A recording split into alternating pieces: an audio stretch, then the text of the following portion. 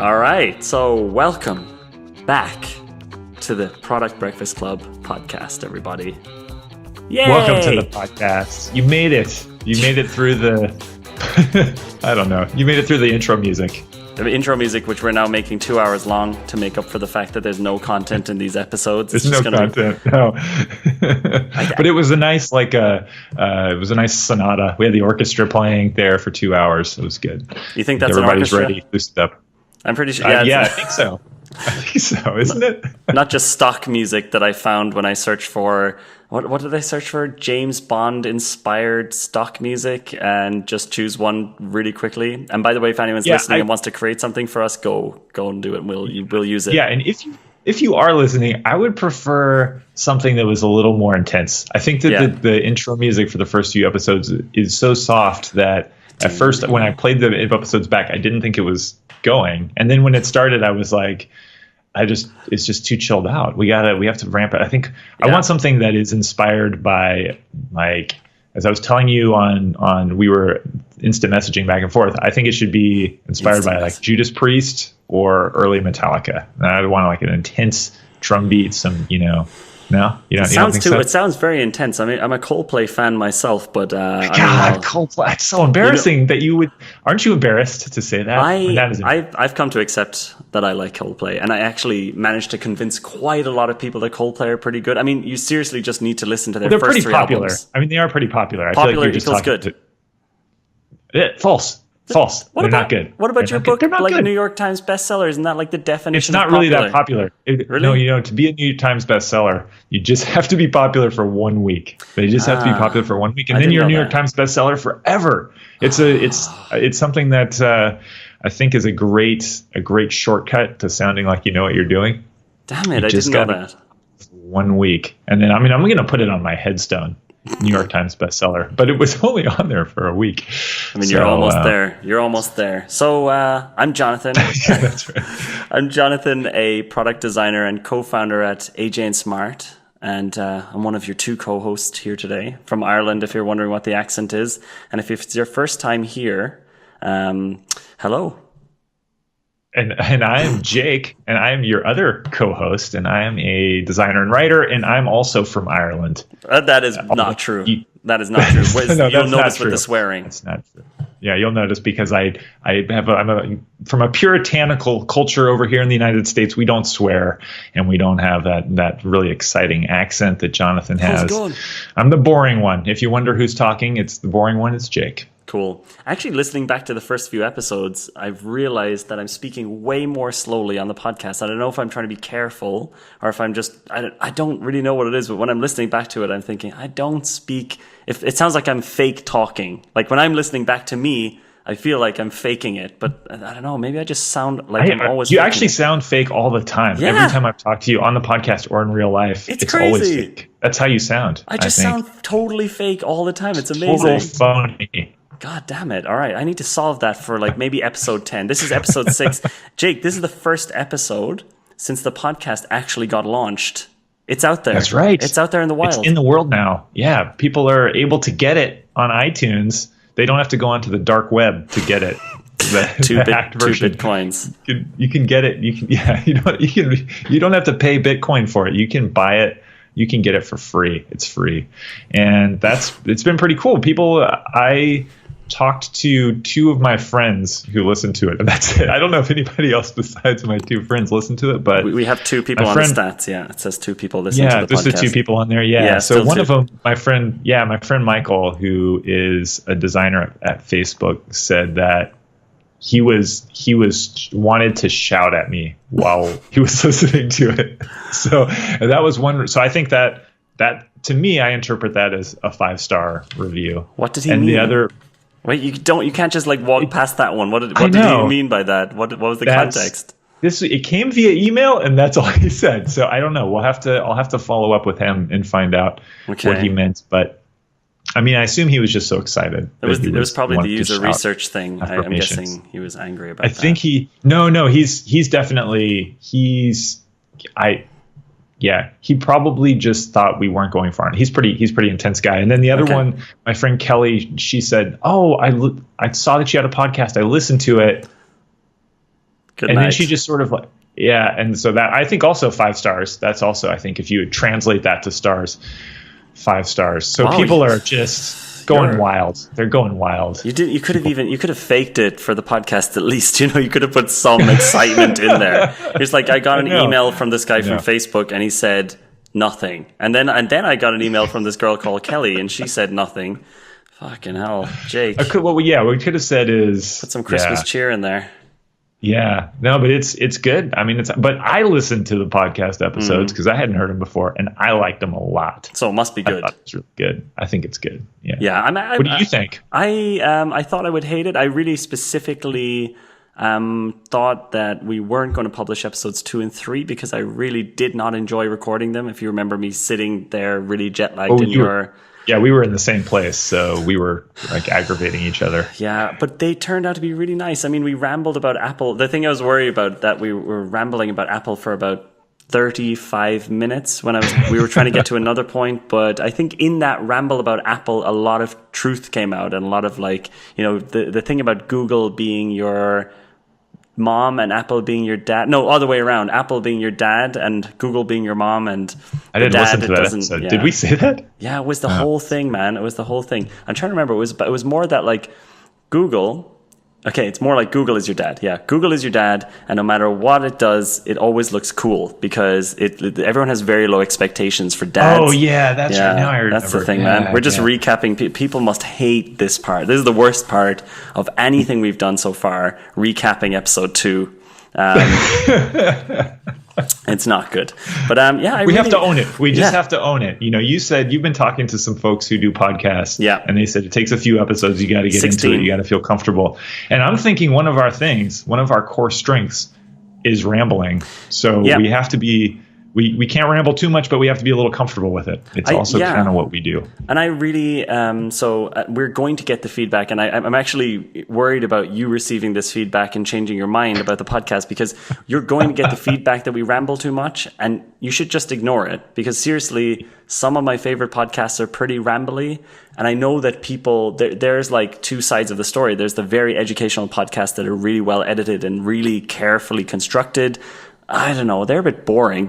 I mean, maybe it's not that they're boring. Great. I mean, they exist. Well, there's also the thing of you like realistically, we're not going to make that podcast. Exactly. That's not. Who is the time? We don't have time to do that. This is just like we're talking to each other anyway. We're calling each other anyway. So we're recording it. This is what it's going to look like. Exactly. And the other thing. Okay, I did listen to where we were talking about. Speaking of just like rambling about something for 35 minutes, it was Jason Fried's tweet, which we managed to really talk a lot about. Hey, Jason. And I was thinking about how this podcast is a good example of what Jason was talking about, that you don't like launching it is kind of helping us learn how it works. And he's actually right about that. As applied to this podcast, I think it's helpful to get it out there and get real people reacting to it, and also get in the habit of making it. And part of the thing that we talk about with sprints is getting in the habit of making and moving. And so we're trying to do that ourselves now. Yeah. And I think that's like this, like we have this sign printed in our office that says getting started is more important than being right. And this is something I had to keep reminding myself when we were about to start this podcast, because I was thinking, okay, I have to get Jake the right microphones, and I have to get the right software, and this and that and that and that. And instead what I ended up doing was just like booking you into the calendar, right? And we were like, we're starting no matter what on Wednesday. I had no idea how to do it, no idea how to actually get this stuff online. And that's why also we ended up doing 5 episodes before anything came online, which was actually how you're supposed to do it, apparently, according to blogs. You should make like loads of episodes first and then dump them all. But yeah, it was a scramble to get it done. But I think if I try to think about it for 2 months and really try to think of the concept and whatever, it would just have never happened. The busy stuff happens and you just don't do it. I mean, we don't know what this podcast is about yet. It's called Product Breakfast Club. Product Breakfast Club. It's about we talk about product stuff. It's about the design industry. It's about whatever. I have some breakfast. Some breakfast here. Show us. This is gross. If you're on YouTube, brace yourself, because Here it is. Oh, gee. It's a banana that I broke in half Oh. because you can't really. And it's got, look, there's like a stringy banana string, and it's got peanut butter on top. If you're not from the United States, you might be like, peanut butter, what?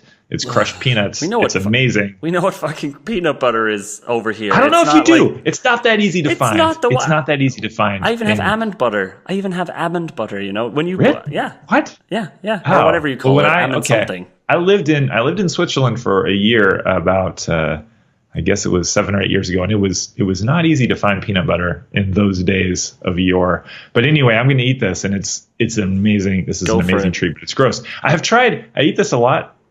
I can't figure out how to make it look good. It looks gross no matter what you do. It looks like pretty gross. Why don't you eat it on bread or something? Are you doing like a no carb thing or something, or you just didn't buy bread? I did this. There's an app called No Bread. It's not because I didn't buy bread. Yeah, there's an app called No Bread. It's, NoBread.com. It's $14.99 in the App Store. No, there's an app called Rise, and Rise was a startup that we invested in at Google Ventures. We did a sprint with them a few years ago, and it's nutrition coaching. So you're connected with a real person. Oh. You take photos of your food, you send it to this person, and they give you suggestions. And this was like a big deal for me. Actually, a lot of the kinds of snacks that are recommended in the sprint book and the schedule for when you take breaks to eat actually comes from what I learned from Anar, who she was my nutrition coach. Anyway, something that she suggested to me for snacks was banana and peanut butter, or apple slices and peanut butter.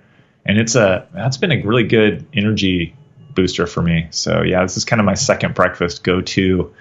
And I can't, but the banana doesn't really like hold the peanut butter in a great Can you way. please stop talking about this like immediately? You want me to just show it to you? So anybody who's wondering... I'm going to eat it, which is worse, because you can hear the smacking sounds. Because I know people won't be listening to these episodes in order of how they came out, and you might be listening to this a year later, and maybe it's a little bit confusing that we're sometimes referring to things that you can see. At least right now, on this episode 6, every episode is also on YouTube. They're not like directly being released at the same time because it's a lot of videos have to get out there. But you can most of the time when you're listening to this, you can also go to YouTube and find it, typing Product Breakfast Club, and you can see Jake disgustingly, horribly eating a banana, and I'm about to puke. All right, cool. So speaking of puke, let me just do a quick correction about episode 2. I think it was episode 2 or 3, and this is something I've heard other podcast people doing as well, where they kind of go back and realize something they did wrong or made a mistake. And I made a hilarious mistake. I still believe it wasn't a mistake, but because I can't find any proof for it, and because someone contacted me and told me I was wrong, and I was like, you're totally wrong. Of course I was right about this. Whatever. There's no proof that I was right, so I need to tell you. Do you remember I was telling you about Samsung having this like dog with shoes that was basically Samsung's version of Siri? It's called Bixby. I do remember that. You said that. Yeah. So Samsung does have an assistant called Bixby. You press a special Bixby button, and it's not very good at the moment. There's nowhere I can find anywhere on the internet that shows that this thing is a dog with shoes. I don't know where the hell that came from, and I don't know why I even started talking about it, but I can't find it. I just can't find that anywhere. It's not a dog with shoes. It's just nothing. It's just called Bixby. I'm pretty sure I'm right, but I cannot find any evidence of it anywhere. Maybe I was drunk. Well, that makes me feel good that at least as far as I can remember, I told you I didn't know what you were talking about. You did. And you talked about it confidently enough that I actually formed in my mind a picture of the dog with the shoes. What kind of dog? I had imagined it vividly, but I did not. I stopped short of a thing which I sometimes do, which is somebody starts talking about something. Because this is something I feel like I really started doing this a lot working in Silicon Valley, where everybody's talking about like some new thing. And if you stop everybody every time they say a new thing that you've never heard of, like it's, for one thing, it's a little embarrassing. Like I want to act like the guy who knows stuff, but also you might never get anything done sometimes. So you have to sometimes people are talking about what they're, I'm in a sprint and somebody's talking about how the thing works. And I have to just be like, oh yeah. It connects to the GR interface. Yeah, sure. Okay. GR interface. Yeah, that one. Yeah, it's a good one. So I'm glad that I did not say, "Oh yeah, Bixby, the dog with shoes." Yeah, I know what you're talking about. Absolutely, yeah. Isn't it? His shoes are so bulbous, or something that was like. Shoelaces are open. I stayed honest. Yeah, right. Yeah. Really detailed, like going into so much detail about the description of the dog, the shoe type, everything. And it's like, It doesn't exist, Jake. I don't know what you're talking about. But the cool thing is that if you do Google dog with shoes, you can find millions. Which I do almost every day. It's amazing. You can find so many funny videos of it's always like a dog, and they've obviously, someone's put, I don't think the dog themselves have put shoes on, but somebody's put shoes on the dog, and it's just walking around the place, and it's ideal for the hungover post-Christmas party mindset that I have right now. Just a dog wearing shoes walking around. That's all I need. That's really all I need for today. There's nothing else.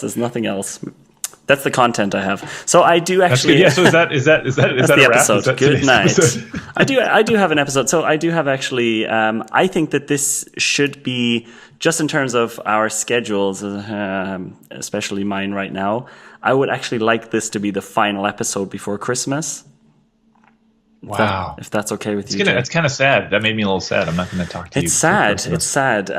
We could. All I'd asked for from Santa was another podcast. One more podcast, please. Yeah, but we can make this one extra baggy. Okay, that's good. We can make up for it. This can be like 7 episodes worth of podcast in one. So for all the rambling that we did at the start, we're going to make up for it in just like pure, hardcore, unadulterated content. Like pure hashtag content is going to come right at you right now. There's just too much. It's too much editing to do over the next 2 weeks. So it's just, also we're trying to get all these nice clips of all the other episodes out and grow the podcast and blah and blah and blah. You just think these podcasts just pop out on the iTunes store, right?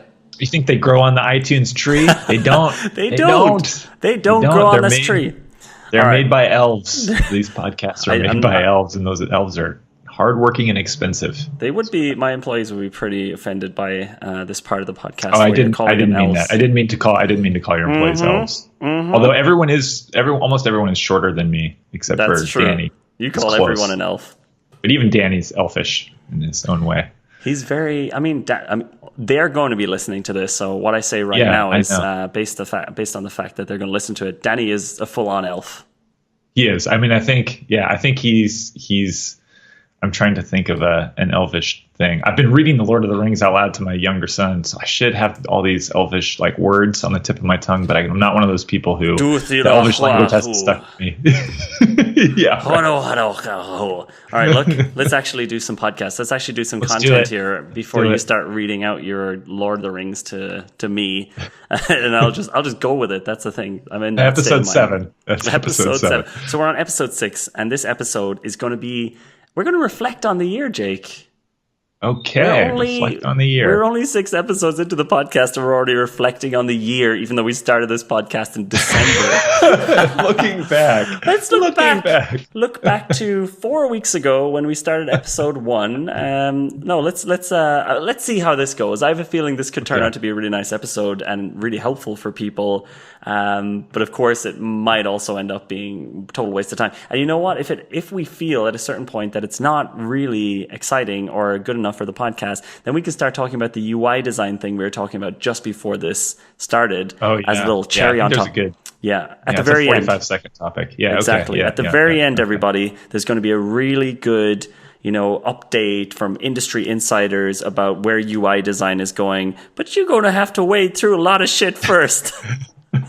All right, cool. So my general, what I was thinking of how to structure this would be looking at the year, looking at maybe even the things you were thinking about doing in 2017 from the perspective of 2016. Yeah. So, in December 2016, you were like, these are the things I would like to do next year. These are the things I'd like to change in my life and whatever. And looking at what you actually found really useful, really positive, and changes that you made, the activities that you did, and products that you bought, everything imaginable, in terms of what you think had a positive impact on your life this year and that you would actually like to carry on to next year as well. And then we can go for the bad stuff as well, like things that you just were like, no, I need to change that. That's just like, it sucks. I want to change that sort of thing. Okay. This includes just books so and everyone stuff. knows, the way this works is Jonathan tells me the topic of the podcast either right before we start or during the podcast. Exactly. So you might be generally more articulate in the podcast than I am. I don't it's think not so. because I'm not smart. It's because I'm just thinking on the fly. I'm gonna then I'll kick you off just with my little ramblings of things I found really, really helpful this year. Should we do one at a time? Should we trade off one at a time? You do a good one. Do you want to? Actually, I can start with one. You set me up pretty well to start about things I was thinking of 1 year ago today, and I was thinking about quitting my job, and I was thinking about writing a book that I wanted to get done this year. And those things were exciting and really stressful to me at the time a year ago. And I think that one of the reflections that's really positive is if I look back to a year ago, I'm like, well, I quit my job. Other things I was worried about happening didn't happen. And we could talk about that more if you want. And then in many ways, it's just been much better than I thought it would be. It's been more fun to be spending more time writing, more fun to be trying to create other ways of doing the kinds of design work and product work and teaching. And a lot of that is you and me working together. It's been even more fun than I imagined. Yay! And the book the manuscript is done and is in copy editing just as of like last week, this week. So all of that stuff is really exciting. And sometimes it's nice it actually, I would not have realized that was a year ago if you hadn't sort of posed this question. It made me look back and say, oh yeah, like a lot. Sometimes it feels like from day to day and week to week, not that much changes.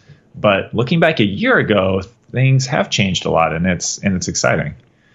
Cool. So that's one thing. So now either you say a thing. This is how a podcast works. You either say a cool. thing now, I just say cool. Or you ask me follow-up questions. That's how it works. Okay. So what actually made you decide, or actually maybe even a bit further back, when did you decide to quit GV? What was the moment, and what was the trigger for it? I've been having a midlife crisis since I was like 22 years old, basically. So which is a long time ago.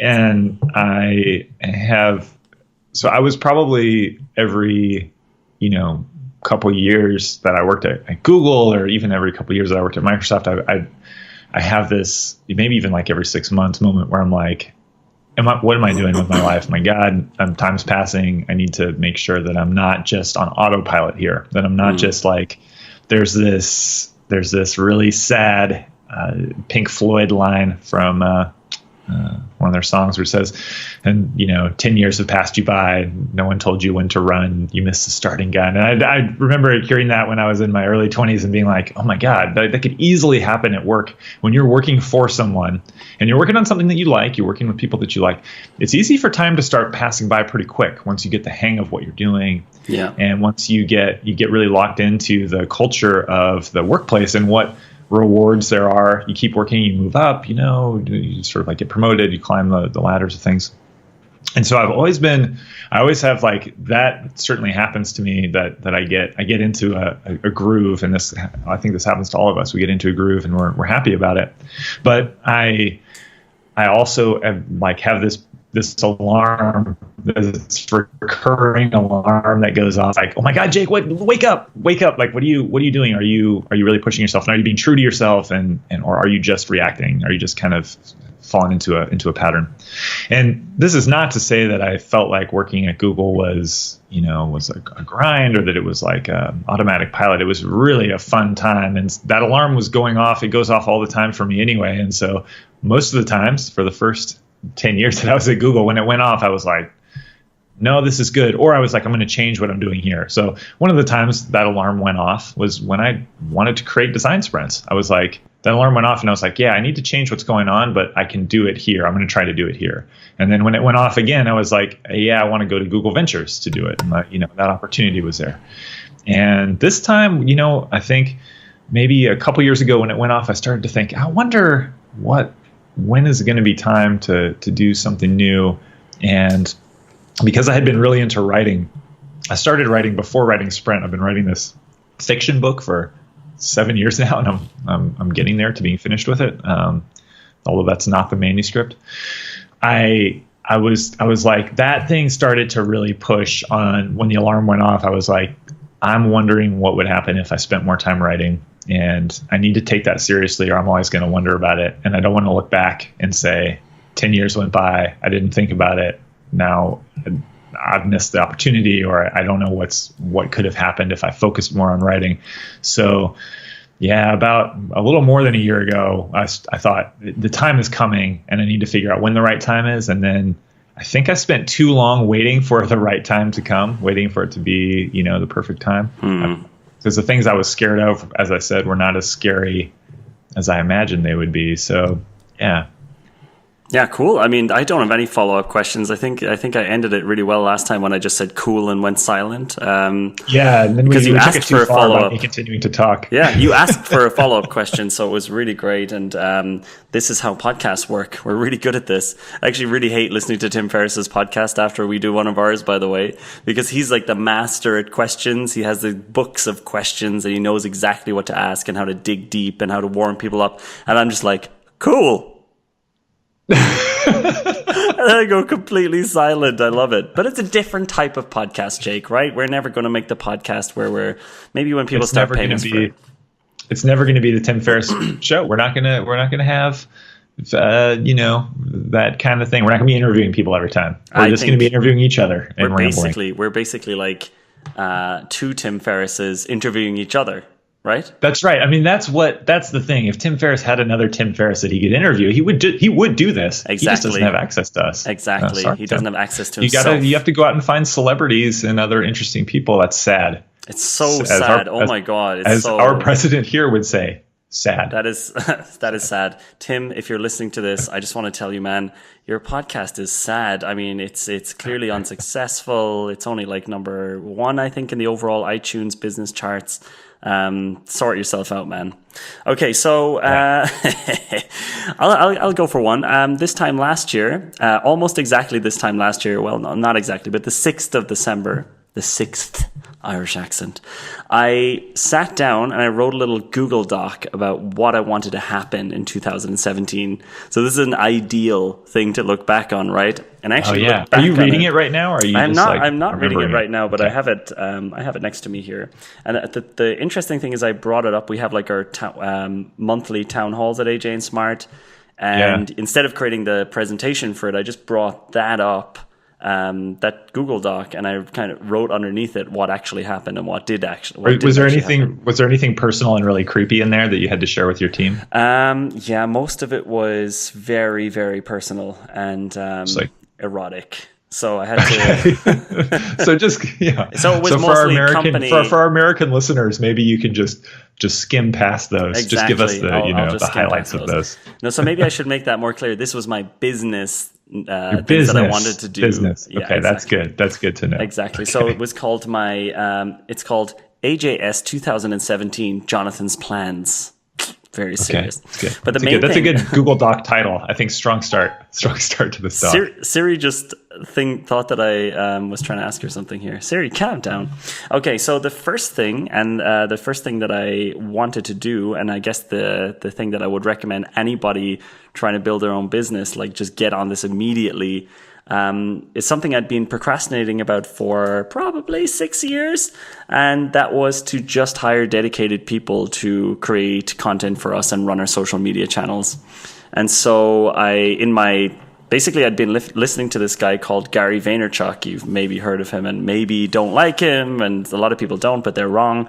And he's a guy who's just very, very aggressive about people documenting what they're doing and really being a strong presence on social media and not just leaving it like to the side and having these marketing things as like a side activity. So I decided to take this, we call it awareness at Aj&Smart. I decided to take that on as my main project for 2017. And well, actually, this podcast that we're doing right now is because of this push for creating content and creating awareness. I'm it's just crazy. a pawn in You're just your a plan. pawn in my game. God, it's been wrapped up in your marketing plan. It's so I thought crazy. this was like an honest. No, okay, go ahead. No, I mean, the podcast actually wasn't in there. It was mostly about, we started with Instagram. It was mostly Instagram. And I didn't want to start, and I've been procrastinating about starting for years. And the reason even though I'm always telling clients getting started is more important than being right, I was holding off, and I was just making excuses the entire time. And I was annoyed as well that we weren't doing it. And I was just like, I was the one posting one or two things on Facebook and this and that. And I was annoyed that we weren't getting more newsletter followers, whatever. And then this guy, Gary Vaynerchuk, said something that just like immediately changed my mind. And it was document over create. So instead of trying to think about different types of content to create all the time, just document what you're doing. Just document the growth of your company. Just show how it looks inside the company. So we started daily vlogging on Instagram. 1 year later, I mean, today, it's one of the things that has had the biggest impact on the entire company, our Instagram and YouTube channels. Like our last bootcamp last week, the Design Sprint Bootcamp, it's a 2-day paid event. It was 60% of the people there were from either Instagram or YouTube, which was crazy. 60%, 60%. And this is a high ticket priced event. It would be around $3,000 per ticket. And there was very little marketing done around it. It's just that we've now built a community of people who are giving, they're giving us their attention in return for us producing, content that they actually want to consume. But it's been a huge driver for us. But we would have never done it if we didn't just say we're going to really push in that direction, not make it a side project, and just completely go crazy on it. So that was one of the things where this time last year, I just said, like, we're just gonna gun this thing. We're gonna go crazy on it for a full year as an experiment and see what happens, and not back out even if we feel like it's not working. Rather, just keep pivoting and playing around with it, but just really just do it for a year and see what happens. And huge, really huge. I'm really amazed that. And it comes back to this quote. I don't know if I mentioned this quote last week, but I think I saw it on Tim Ferriss's Instagram. How original. It's the 1 year from now, you'll wish you started today. And this is like my new saying that I'm going to use for everything. So everything. I doubt Tim Ferriss made that up. He took a picture of it. Exactly. Picture like there should be a poster of like a cat like hanging onto a branch. There's definitely a cat something. that said it. It's like I think it's a cat that actually created that quote with an algorithm.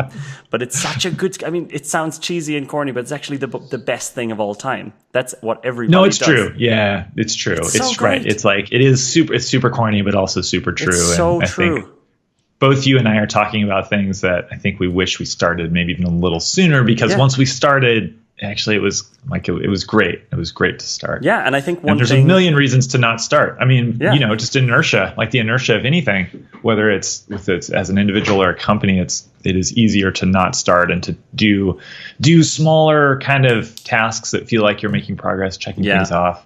And I think those big things that are gnawing at you got to get into. Yeah, definitely. And I think one thing that came out of that as well, and one thing related to that exact quote, is that I'd been putting off going to Silicon Valley for quite a while because I felt like Aj&Smart wasn't ready, right? We're a company based in Berlin. Why the hell would we even bother trying to work with companies over there? And you weren't, and I mean, it was embarrassing when you came. Disaster. Here. It was awful. It's still really bad. Every time we go over there, people are just laughing nonstop. But it was crazy. Like, I mean, I flew over. The first time I was in Silicon Valley was this year, in I guess early March when I met you the first time, and all of that was related to the fact that I was like, I'm just going to do it. I'm just going to see what happens. I'm just going to try to get some, Aj&Smart some work over there. And as soon as you just break through that, as soon as you just get that thing done, as you book the flights, get on the plane, set up a few meetings, it's done. The momentum starts, and now we've been back like 4 times since then, and have a large chunk of our revenue is now coming from these California clients, and it's crazy. It's crazy, these things that you just keep putting off because of maybe imposter syndrome, or because it's easier to just not do things, and it's easier to do small things. And that's what I always tell people when they're like, hey, with the podcast or whatever, hey, do you want to, program a really cool website and do like loads of branding and everything for it? And deep down, I'm like, yes, I want to do all of that, because that makes me not have to do the real work. But instead, I'm trying to get in the habit and really push that into 2018, where I really try to do the big things, really try to just go for the big things that I know I should do and not procrastinate on them. And that even goes for like personal health as well. Everyone waits around for the right time to work out, right? It's like, oh, next year when I'm, have a bit more time. I hate when I have a bit more time is like the classic dumb thing to say. So I want to take that out of my vocabulary as well. I just are going to assume, you should just assume you're never going to have time. You just have to learn how to put things into your current schedule, and just assume that it's going to be chaotic, and not make the excuse that you're like, I can't believe I used to say that I used to say, oh yeah, I'll do these things. I'll write my book, or I'll write my articles when I have some time. It's okay to say it though. I mean, no, I think we all know, like, I'm older than you. I said it to myself yesterday. I said, I'm really busy right now. I'll get back to that thing when I have more time. Like it's a human condition that you're always fighting against these things. And I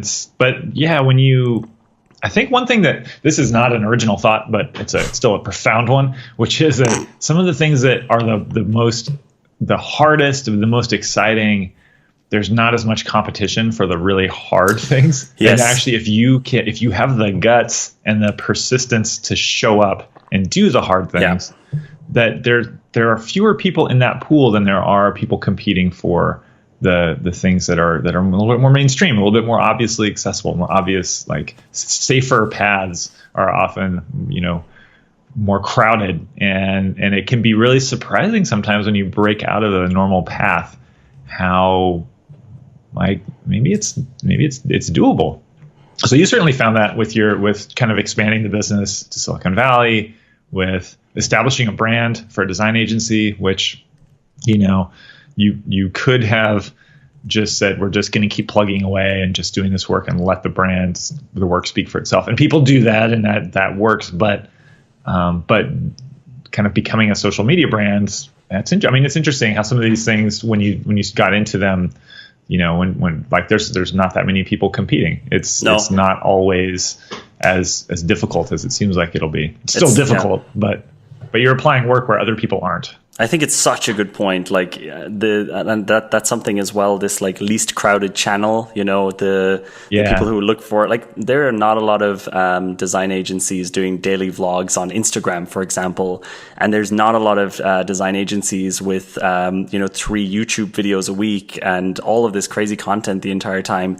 And the thing that makes me always realize I'm on the right path is when people, they come to us and they come to our office and they're like, why are you doing this? Like, why are you wasting your time doing all of this stuff when you could be, building up your portfolio, doing your website? Our website's a disaster. I'm so sorry about that. But like, and it's actually a conscious decision. Every design agency has a really great website, and I'm sure we should bring our standard up to a point where people aren't just like horrified and think that it's a fake company.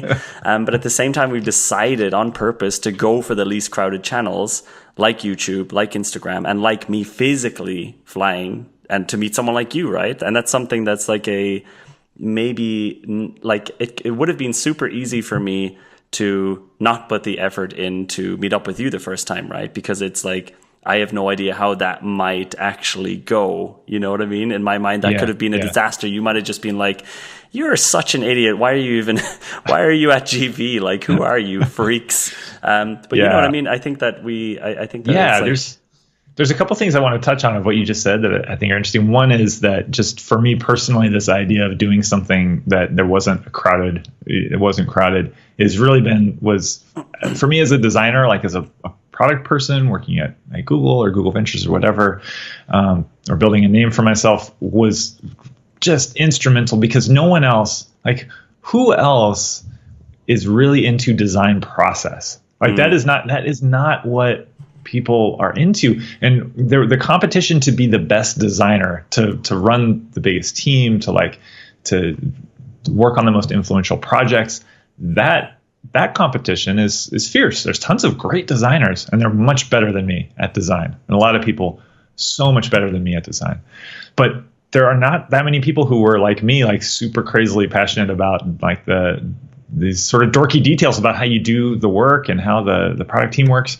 And by like the more I embraced my weirdo-ness and like went into that, like it was like there was nobody else there. And that was kind of, I think that part of it that was true, just, you know, building off of that, my second point is that the stuff that you did to make it work, there is a lot of hard work and there are a lot of great stories behind making that work. I don't think somebody can start from ground zero. I mean, maybe in some situations, like it can be a little misleading looking at sometimes like someone like Gary Vaynerchuk, who built everything he did through social media. Yeah. And like and he has, whether you love him or hate him, and you know, I won't say, but like I love him.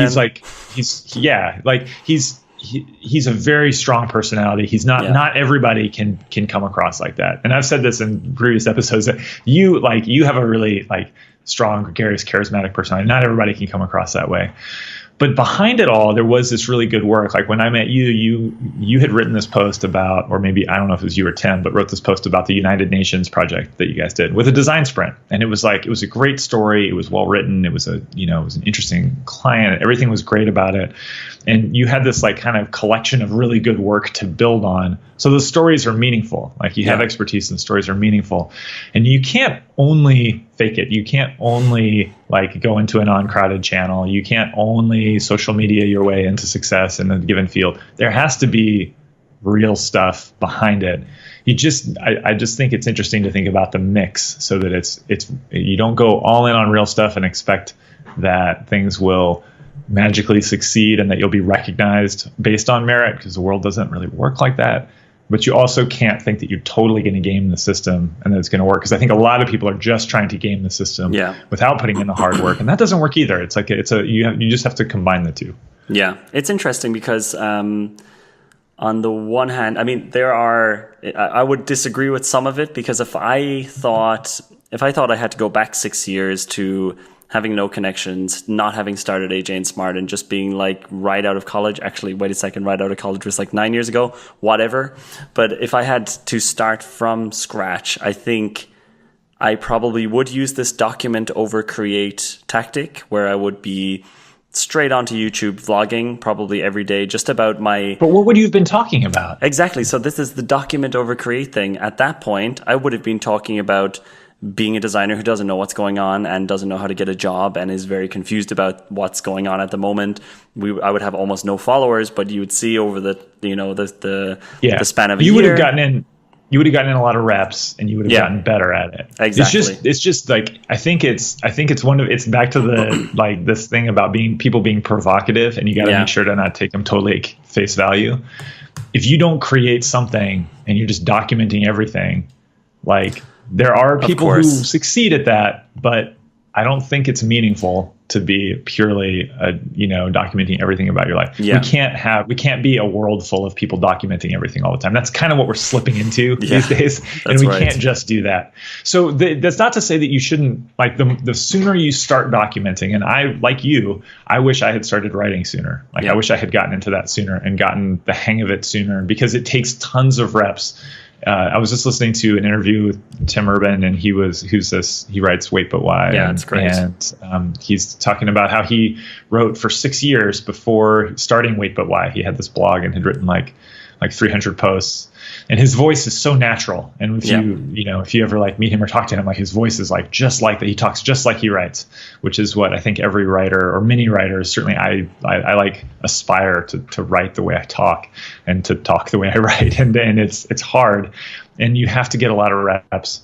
I just think that like there's a little bit of danger in I'm just gonna Instagram about everything I'm doing all the time, and like at some point you gotta like shut up, you got to like close the door, right, or put your headphones on, and you got to do work, and you got to actually get good at what you're doing, or it's just noise. Yeah. I mean, I will preface it by the fact that we didn't really start on social media for 6 years. So we did do the work. However, Yeah. I think I'm pretty sure, I'm almost 100% sure, if I had more of the document over create mindset, my personal brand would be a lot stronger today. I'm that's just a fact. I would have been maybe. I mean, there's also yeah.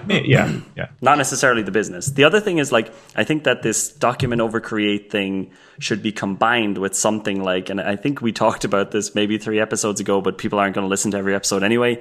But the Canvas strategy. Yes, they are. They're totally going to listen to it. This Canvas strategy, this Ryan Holiday article about. I don't know. If you don't have, if you're not at the position that you want to be at, and you're like low on the food chain, which is what you are when you come out of college, or when you want to jump industries, you are low on the food chain. One of the best ways to work your way up the food chain and to learn fast is to use something called a Canvas strategy, which is basically you're doing things to make other people look good, and that's your strategy 24/7. So every decision you make is about the people who you're looking to and aspiring to be, or to have like a similar position or to learn from. You're not asking them, you know the thing, hey, can we meet up for a coffee and let me pick your brain?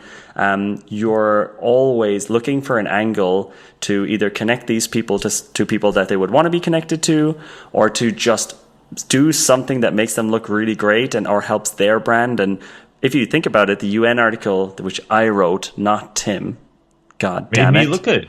Exactly right. Made me look good. And it was so well written. That's why I thought Tim wrote it, because Tim's such well, that was back when specifically for that article, because I sent it to GV.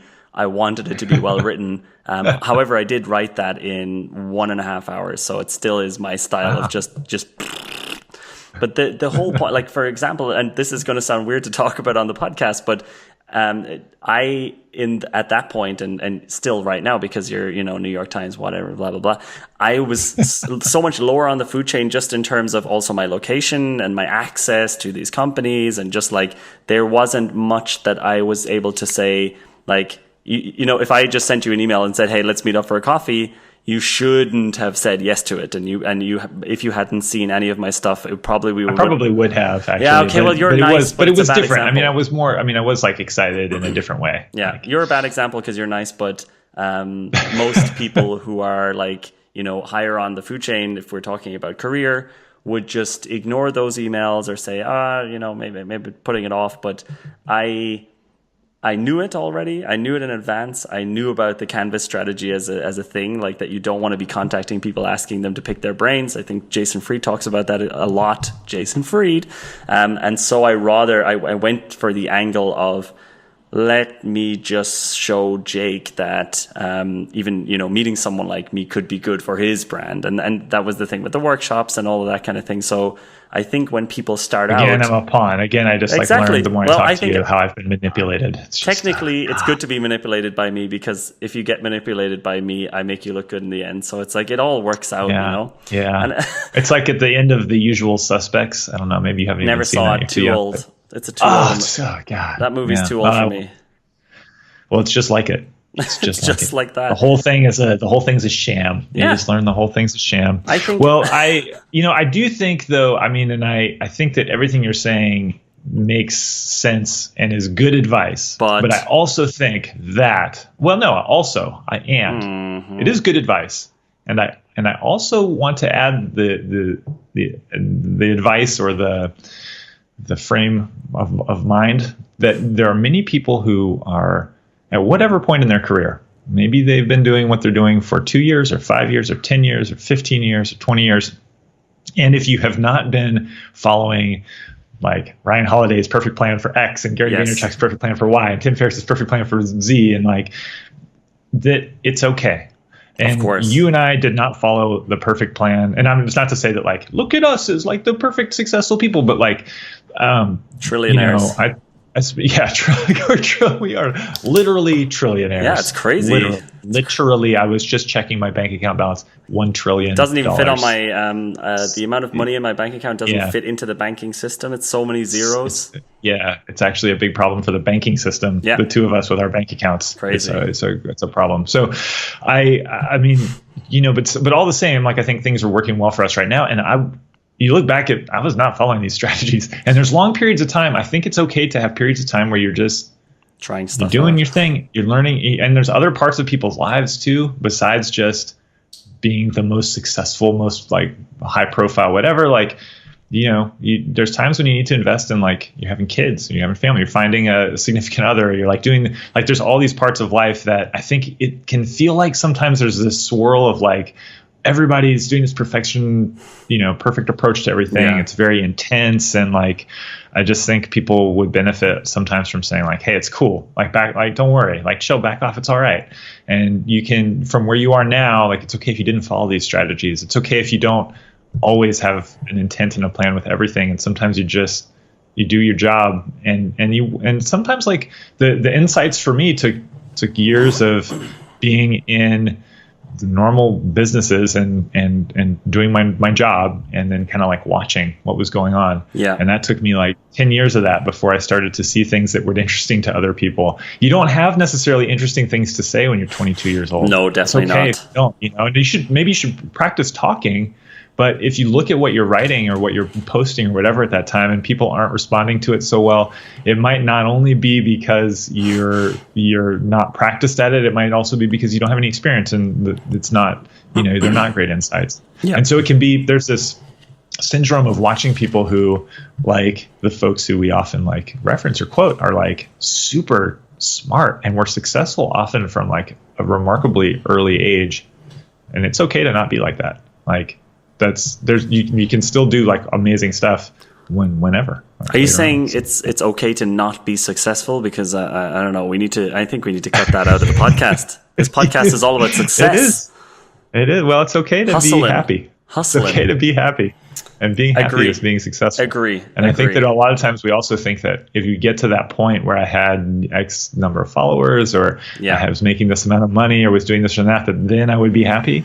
And all those people are not as happy as you might think. I mean, I'm super happy, and I'm a trillionaire, so I just want to say that you should follow. I mean, we're at the level, because we each have $1 trillion and 1 billion followers. Yeah, at that level, you really are happy. But it's actually funny how few, if like anyone listening to this who's young, like one of my colleagues.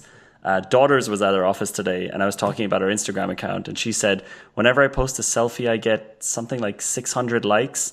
When we post something on Aj&Smart, we get like maximum like 80 to 90, and we have a team, right? It's really, really funny, like how out of touch we are sometimes. Okay. Well, no, but you also have the right audience, right? Yeah, that's like right. You have to find your audience. I know. It doesn't mean that I'm just now going to get like someone's daughter to just take over our Instagram account and take selfies.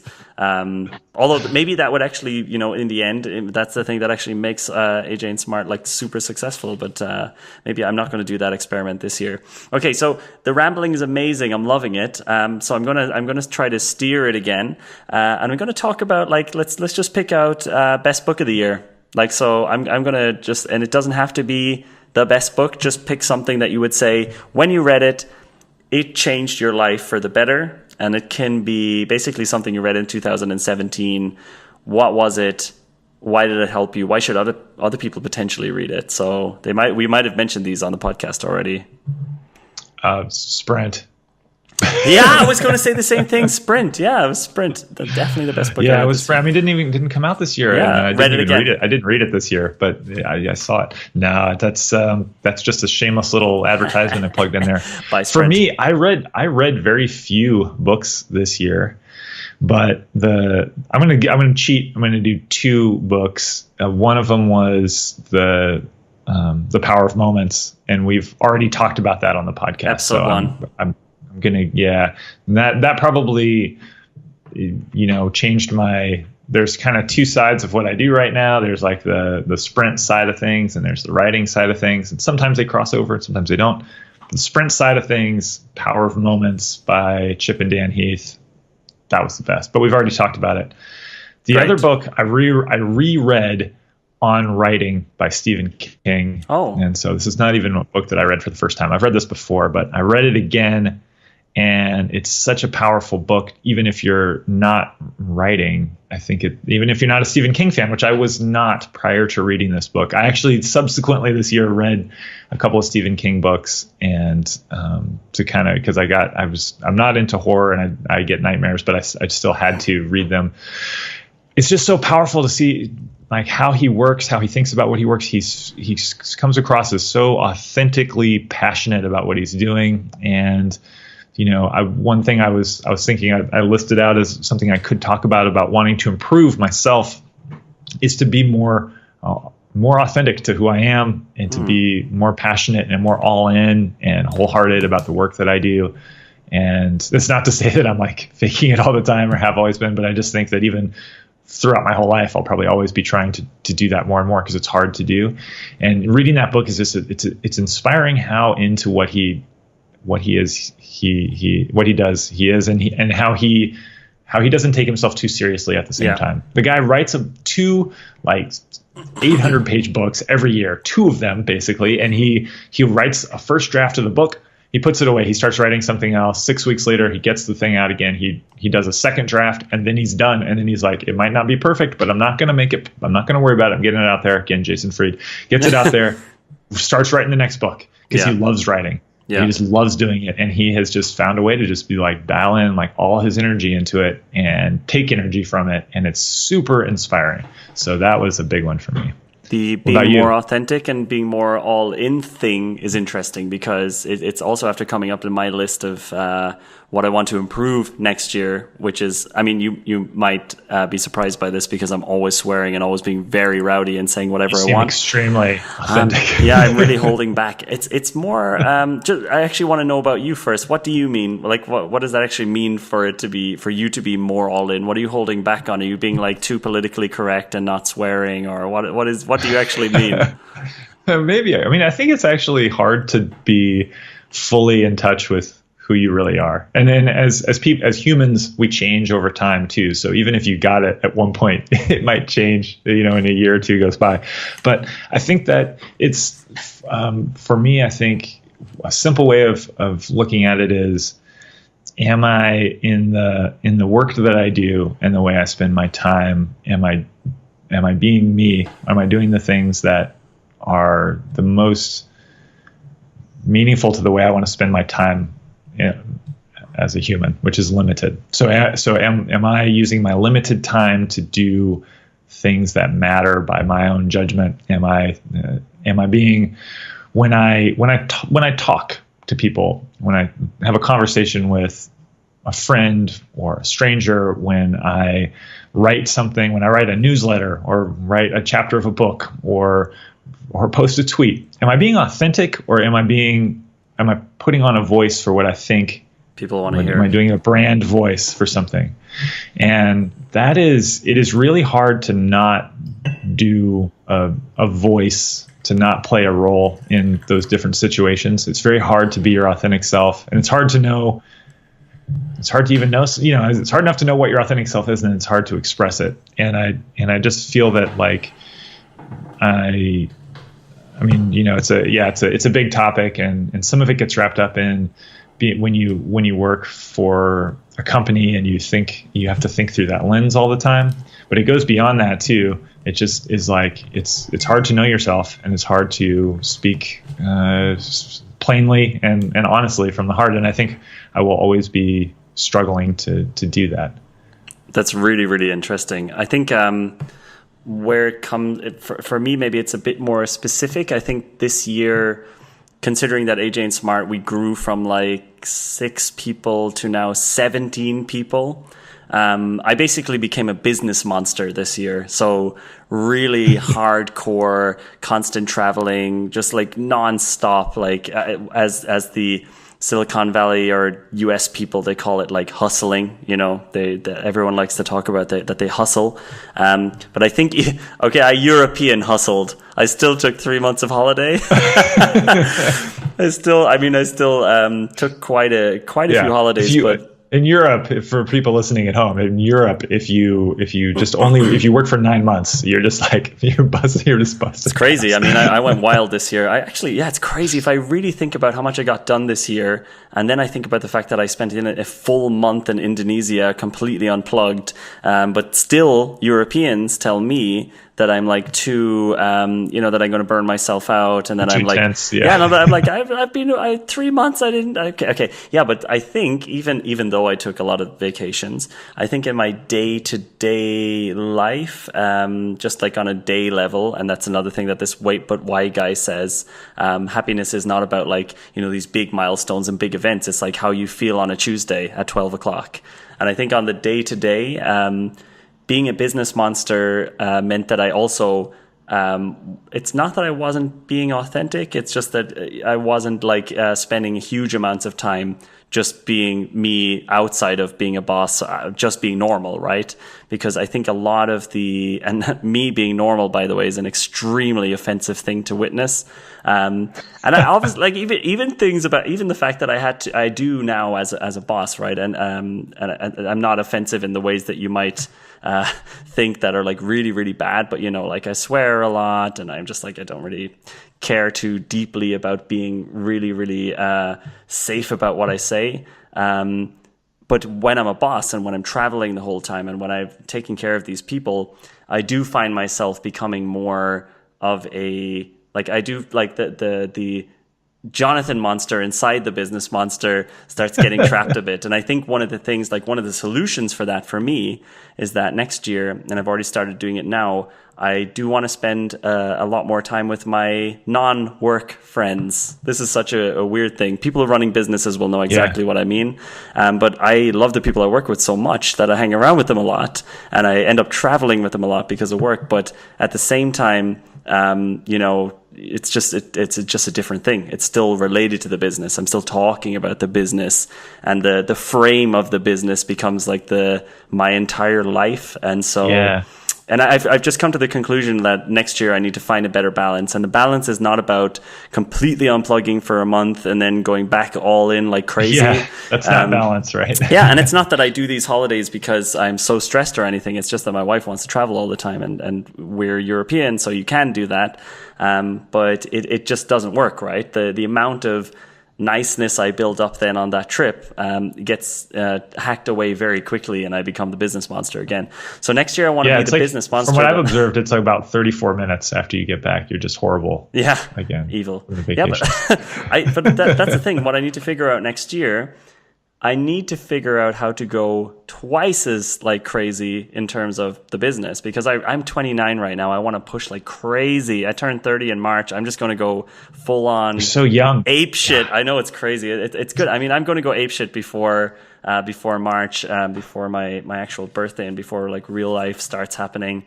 But because it really starts at 30. Yeah, exactly. The second I hit 30, but I want to be able to deal with it a little bit in a bit more of a healthy way. And to do this, and how I came to this conclusion, this might be interesting for people. I started doing an exercise from the Artist's Way. I talked about it last week in last week's episode. That I was only reading the first chapter of the Artist's Way because I wanted to learn about this exercise. I don't know if you remember that. But the exercise is called Morning Pages. This is also something that Tim Ferriss always talks about as well. I'm so original. And the basic point. Yeah, this is the Tim Ferriss podcast digest. This is exactly. Podcast. This is the B-roll of, I don't know. But basically, the point of the Morning Pages is that you sit down every single morning and you fill 3 pages, like 3 letter-sized pages with text, and you don't have a formula for it. It's just stream of consciousness. It's super effective for just seeing what your actual thoughts are and trapping them on paper. And then while you're writing, you start solving the problems.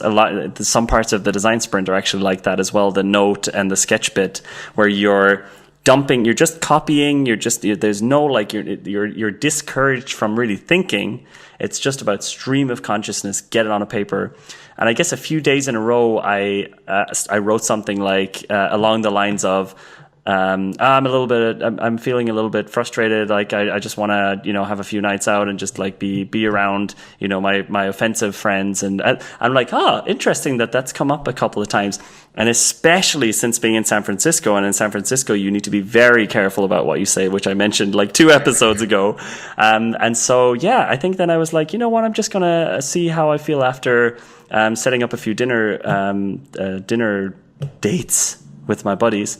And so you basically, what you learned from this artistic practice of writing every morning is that you need time to be offensive. Yes, you want to be offensive more. That's great. That's offensive. Great. That's a really great insight. I love being offensive. And you know what? I went to see Ricky Gervais last week as well, and it was like a breath of fresh air. It's just the most offensive show I've ever seen in my entire life. I was like cringing. I was holding my face like, oh God, how can he be even saying these kind of things? But at the same time, I was like, you know what? After being in San Francisco this year, I'm really enjoying this. It's like getting a shower or something. And and it's really, and it is down to just, just loudly swearing and laughing at stupid stuff. It's such a weird thing that I want to have more balance next year. I want to be able to say really disgraceful swear words more often. I would say to people, if people are listening still, nobody. This idea of like writing, I haven't read The Artist's Way, and I haven't heard about the Timmy Tim thing, but I have certainly found for myself that it is hard to imagine in my schedule having kids how I could also like write for 3 pages in the morning every day.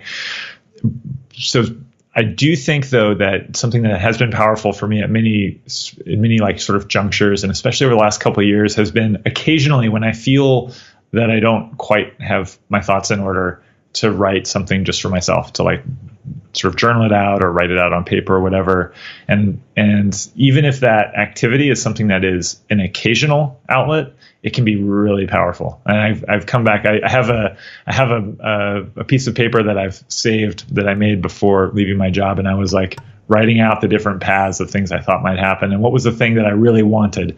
And I wrote out, and it was only kind of through writing it down that I imagined what I really want. If I could, I don't think I dare to dream that this would actually work, but yeah, if I could have enough time to write, and to write a book, and then to work on this fiction book that I want to do, and if I could also have the chance to be talking publicly about Sprensky. I really enjoy speaking to people and speaking in groups and doing that stuff, and I could be doing a bit of that stuff, but not have it become like grow into this whole full-time job, but actually like make that work. If I could make that work, that would be the dream. But then I like had all these other scenarios of like the fallbacks, and then I kind of talking myself through the stress that I hadn't totally examined, and also talking myself through like the dream outcome.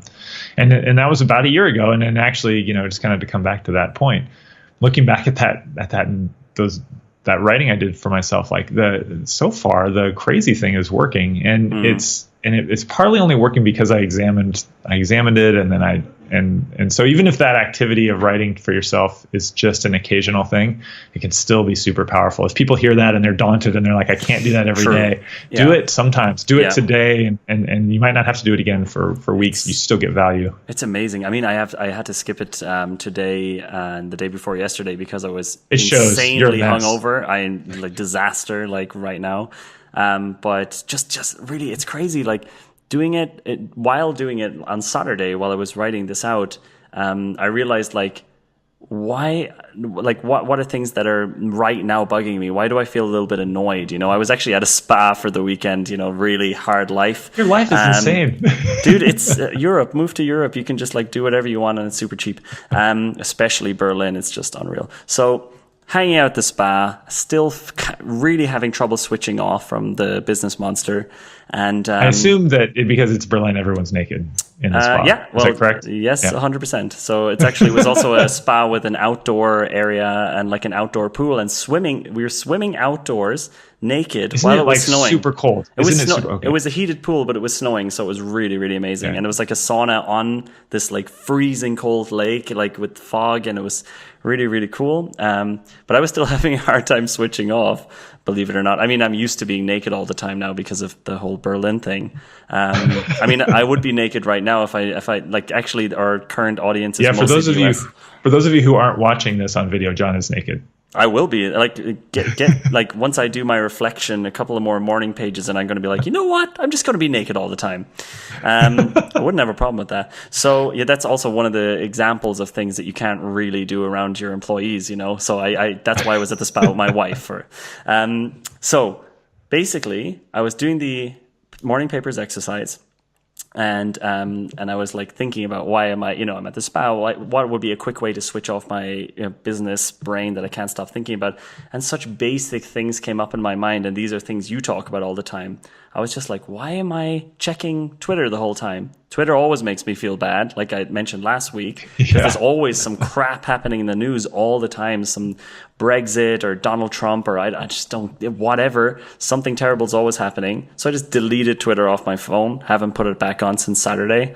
And this is not like this is not like an amazing, you know, epiphany. You know, you have this distraction-free iPhone article for like 3,000 years, but just writing it down. Yeah, exactly. But just writing it down and thinking like, why do I, like, this is a problem. I really hate how I feel after using Twitter. Delete, gone, feel way better after it. And I also decided, because of reading your new book, I don't know if I can mention, but yeah, you can. John has read the new book. Okay, so yeah, you can mention it. I can mention things from your book that will turn up in this podcast that will be released next week. Is that okay? It's fine. Yeah. Okay. It's still a secret, but I think people who've listened to the podcast, they deserve to know secrets. Okay, so we're going to tell them. So because I've been reading your book last week, one of the simple suggestions is to just log out of all the social media platforms, because it's a bit annoying to log back in.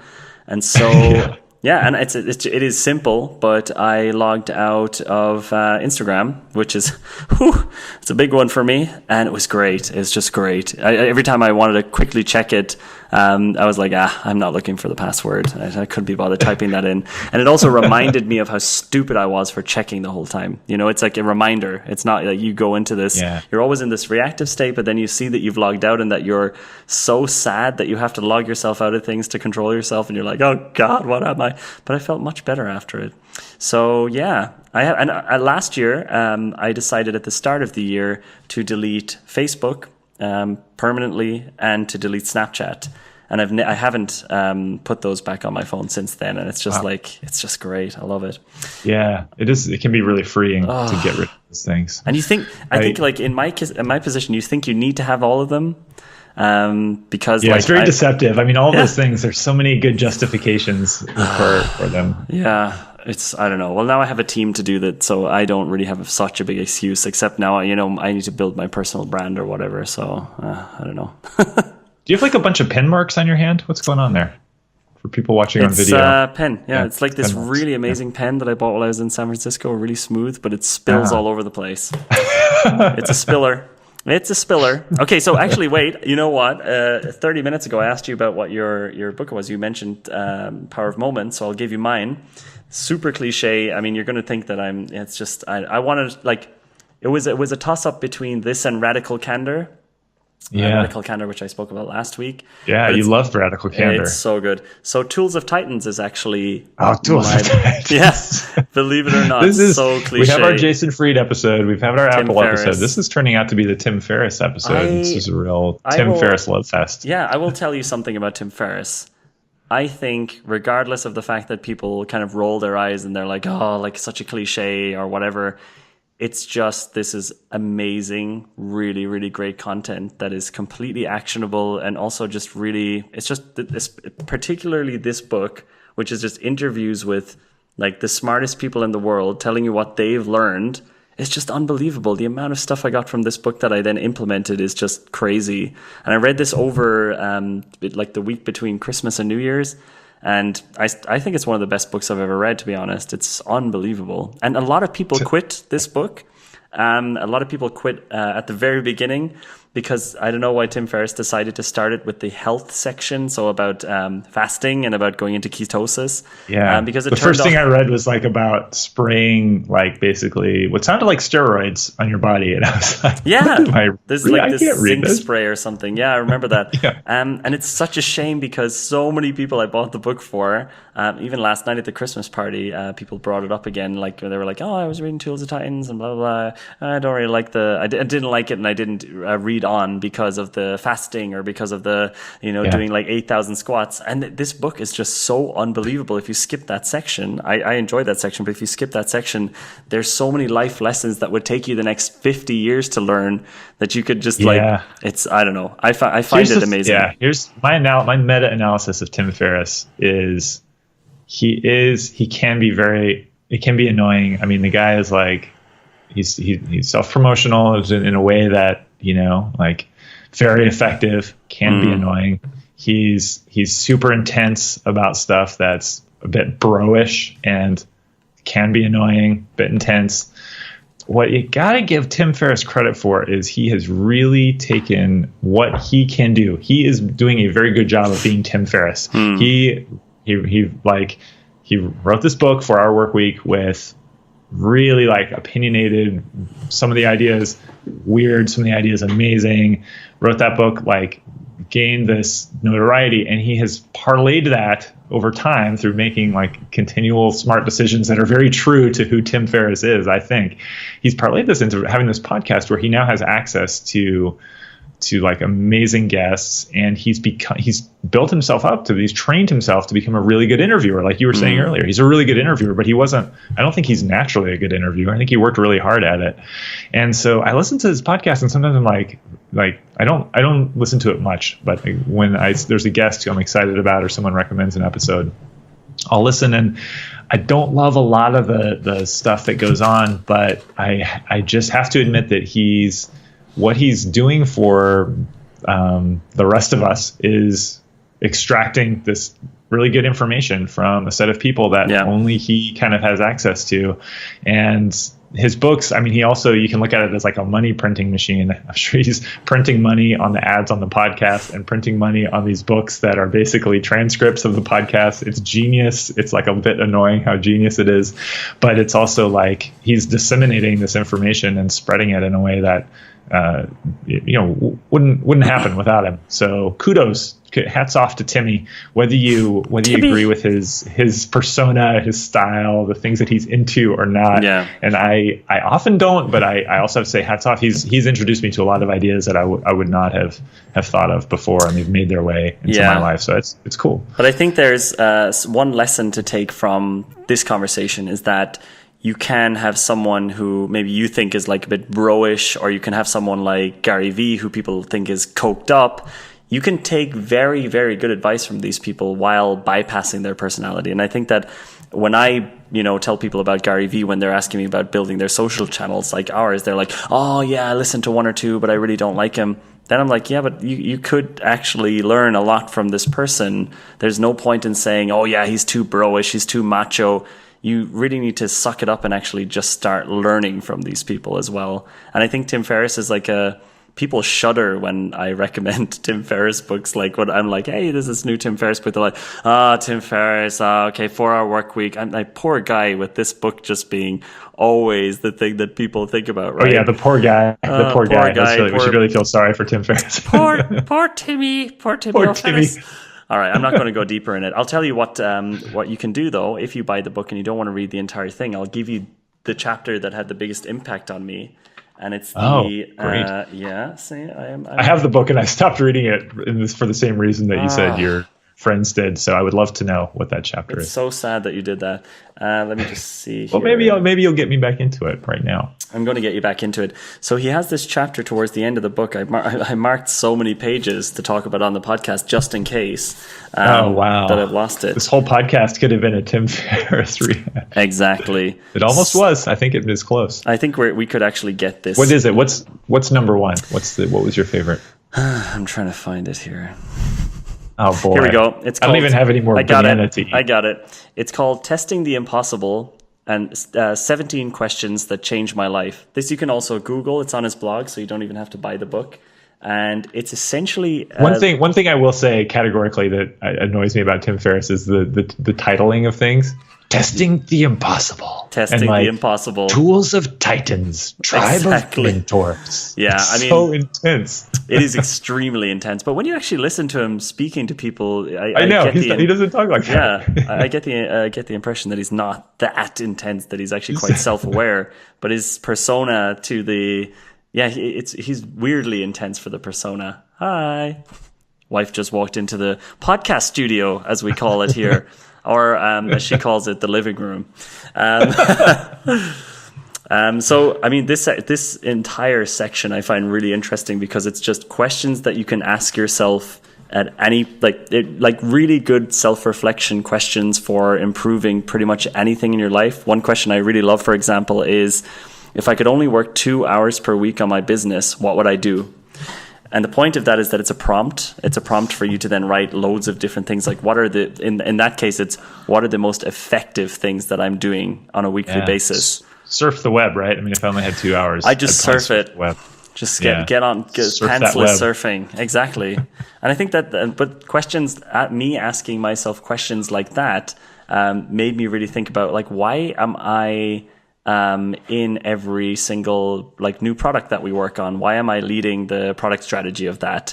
Maybe it would make more sense for me to be the guy on the plane going over and meeting people and then making these kind of, basically I looked at things like this and it really, it's obvious, but it changes your mindset and then changes the way you think.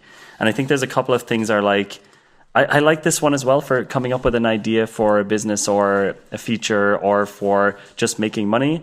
And it's, what do I spend a silly amount of money on? How might I scratch my own itch? I don't get it. Why did I scratch my own itch? How do you not get that? It's like, what's something that you spend a lot of money on? That's something that you need or something that like is the thing that... Like groceries, for groceries, exactly, whatever. Or is it maybe going to the gym? Would I need to grow my own groceries? No, it's how might you scratch your own itch. It's then you're saying something that I spend a lot of money on is this. Maybe I could make a version of this that's way more convenient and would be more convenient for me or whatever. Maybe it's like, for example, I don't have any good examples for that. Let's say buying vitamins individually and having to do the work to do it and then spending like $100 on buying a load of vitamins. I know you do that all the time. What if you just came up with a company that just like packages vitamins for people or something? Then maybe that's not the best idea. I'll give you a good one before we finish this book section. Yeah, let's not end on that one. Exactly. Let me have a look. Let me have a look here. I like this one. You won't like it, actually. I'm still going to do it because I actually used I think it's a great one. How can I throw money at this problem? How can I waste money to improve? No, that's a good one. Yeah. That is a good one, actually. That's a good one. Because sometimes there is a thing where you're like we were reluctant to throw money at something that like actually unlocks more value, to put it in a really cheesy way, right? But sometimes we work so hard on a problem that if you paid yourself by the hour, you would just be better off throwing money at it and having someone else do it or getting a great solution for it. I think an example of this in you guys who are on video can see a little peek into my home, and it's kind of messy, but we made the decision this year that we were going to hire a house cleaner to help us out, and it is amazing how much throwing money at that problem that we used to spend. We're still cleaning up our house constantly. We have kids. We're in constant cleanup mode. But there's that extra level that is like actually super stressful to have to try to do on a weekly basis. And we're not that good at it. I mean, a good house cleaner is actually really good at house cleaning and is efficient and does it better than we do it. And it seems like a lot of money, but the amount of what I'm able to do with my headspace, what my wife is able to do, what we're able to do with like not burning that time on that stuff is actually. It's been amazing. It's been very freeing, and we have to be very careful about what we can afford to do. But like that's a perfect example for me of that. I think it's very true. If you there's some things that you just find that not everyone can afford to have a house cleaner. Not everyone can afford to. I don't imagine when Tim Ferriss throws money at something. Lord knows what that looks like. But space. Sometimes there's something that's just there's just at like the that's like at the edge of what you yourself can't afford to do, that some of those things are worth it. Absolutely. Yeah. And I think that it's an important thing to know as well for building a business, right? Because one of the things... You have this great story about coming to Silicon Valley. I mean, even to go back to that seemed like throwing money away. A lot of money. A lot of money was thrown away. I mean, that's actually funny, right? Because our profit margins at Aj&Smart this year are horrendous because of the amount of time we flew to San Francisco. Just like everything about it, right? Even though the clients were paying us and even though everything was paid, we still decided to throw money at that, right? And I think that was just something where it was just a decision based on the fact that seemed like the right thing to do. And I think people are very... You had to advise people saying like, don't do that, right? Like absolutely. When you were thinking about doing it. Actually, no one wanted me to do that. No one wanted me to do the San Francisco trip. It seemed like a really dumb idea. Also because we didn't have at the start of the year, this year, we weren't in the best, most amazing financial position as a company. I mean, compared to now where we're, I would say very, very stable, and it's a nice position to be in. But at the start, when we were making these decisions and throwing money at the problem of not really having a US presence, seemed like a pretty bad idea. But I had a gut feeling. And probably that gut feeling is helped by reading things like this. You know, you're seeing people who are light years ahead of you, and you're realizing that they, do these things, and sometimes maybe it works out, sometimes it doesn't. It was the same thing with getting a personal trainer, which I got at the start of January, because I had been trying to go to the gym for 5 years, and always what would happen is I would do a trip like San Francisco, and then I would come back and I would just be out of it and I wouldn't go again. But throwing enough money at the problem to the point where it was painful meant I actually had to go, and I didn't have to learn the different things I would have to do, and I didn't have to track things because he took care of that. And it's just really, really a great thing to throw money at. So I can definitely recommend doing that, even though it sounds arrogant. If you're listening to this and think that sounds arrogant, that you can throw money at a problem, because it does sound very it does sound arrogant. I think that you're just looking to be offended for no reason. Just be smart and read into what we're actually trying to say. Yeah, just because we're trillionaires doesn't mean that this can't help you too. Exactly.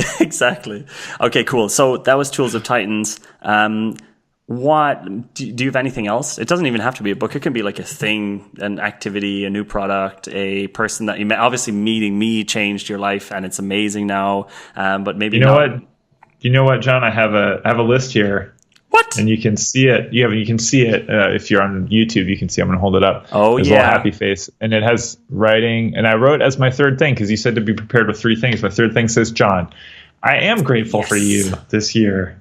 You had a big effect on my year. We met this March, and Crazy. we started doing projects together. Now we're doing this podcast. Now I'm talking to you all the time. You're like, you're my friend now. Yay. And you've also given me a path to have someone to work with doing some of this design sprint stuff that I love doing it. So I don't feel like I'm doing it 100% on my own all the time. And I like doing stuff on my own. I have fun doing things on my own, but it's really nice to have a person to work with. And I feel like that's an unforeseen, unlooked for blessing that came this year. And it's awesome. So yeah, I'm looking back. I really am happy and lucky that we met, that you took that trip. That was a good thing for me too. Great. That's really nice for you to say that I'm a blessing, because I always felt like not enough people say that I'm a blessing. And I also think that this should be the name of the podcast. Jonathan's Blessing. The Jonathan Blessing podcast. No, that's really, really obviously. I don't use that word very often. So the blessing. I probably won't say that again for 5 or 6 years. Oh, you definitely won't hear it on the podcast again. It's not a common word for me. I'm not actually sure why I said it. It's a little weird, but I mean it. A little bit weird, but I don't usually say it. That's really great. It's not in the Jake vocab. Damn it! Now I feel like all of the rest of my stuff is really disingenuous and really shallow. It is. It's I just basically made you look like a jerk, which is maybe that's why I did it. That's what you're gonna have to ask yourself later. Did he mean it, or did he want me to feel bad? My next one is AirPods. yeah. It's the AirPods, best thing of the year for me. I mean, Jake. I met a guy called Jay now. Okay. The AirPods. Yeah. Well, no. Let's to keep this from being any more awkward than it is. Let's full stop there. Let's talk about a product. Your favorite product, TV show, game, thing that somebody made and put out in the world that wasn't a book. What was it? It was. Zelda for the Nintendo Switch. That beats out AirPods for you. It does beat out AirPods because I don't play it. It was just amazing. The AirPods are amazing and do make my day-to-day life better, but Zelda was completely like absorbing and like just sucked me in, and it was really, really amazing. And I think the whole experience of the Switch as well, just a great piece of hardware. Very, I don't know, I felt like a little boy again. 2 is lovely. Really, I really loved it. I think it was amazing. Okay, I think, so for me, oh, sorry, go ahead. I think it's just, it's my favorite product of the year, Zelda. For me, the favorite product of the year, thing that somebody made, we touched on this earlier episode. I watched Stranger Things for the first time just recently. Season 1 of Stranger Things for me would be my favorite thing of the year. And I want to know from your perspective, because I haven't played Zelda on Switch. I haven't played Zelda since, it's been a while. It's been an older version of Zelda since I played. How do you compare Zelda versus Stranger Things? If only one could exist, you're like King Solomon, one must die, one can live.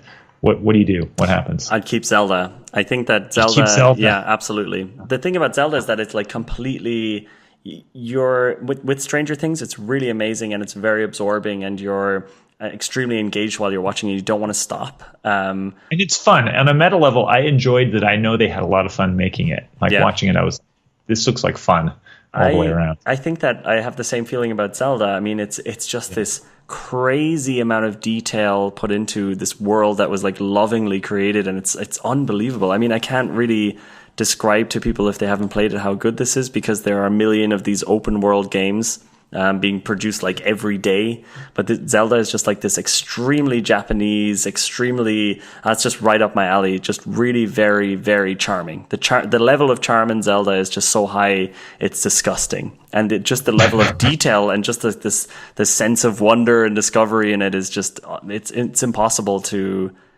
describe without playing it. So for me, Zelda would stay. Stranger Things Zelda canceled. Would be number 1. Yeah, Stranger Things out of here. Yeah, kill it. It's a tough call, but you had to make the call. Yeah. You did it. Okay. Yeah. Well, I think it's interesting that for looking back on a year filled with bountiful technologies, we have the AirPods, we have so good Zelda, we have Stranger Things from another year, so maybe I shouldn't even mention it. But we have with the iPod 10 or the iPhone 10. I called it an iPod.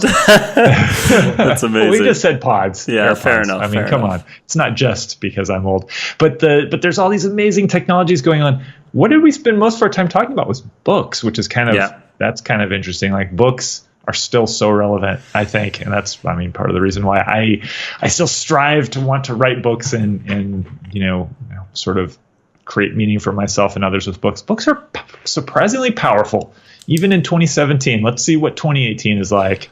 So I think books are still pretty cool. To bring that around, I'll give you a pretty hardcore statement about books.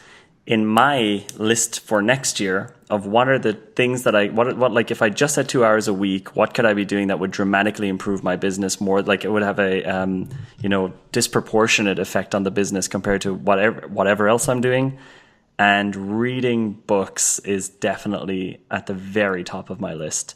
So one of the things that I actually want to do next year, rather than being in this relatively reactive state that I'm in all the time, is potentially maybe on Wednesdays not come into the office till 11 and spend the first 2 hours of the day going to a cafe and reading, basically. Something to actually force me to read, because I think that reading has had if I had to pick something, it's reading that had the biggest impact on my business over the last 6 years.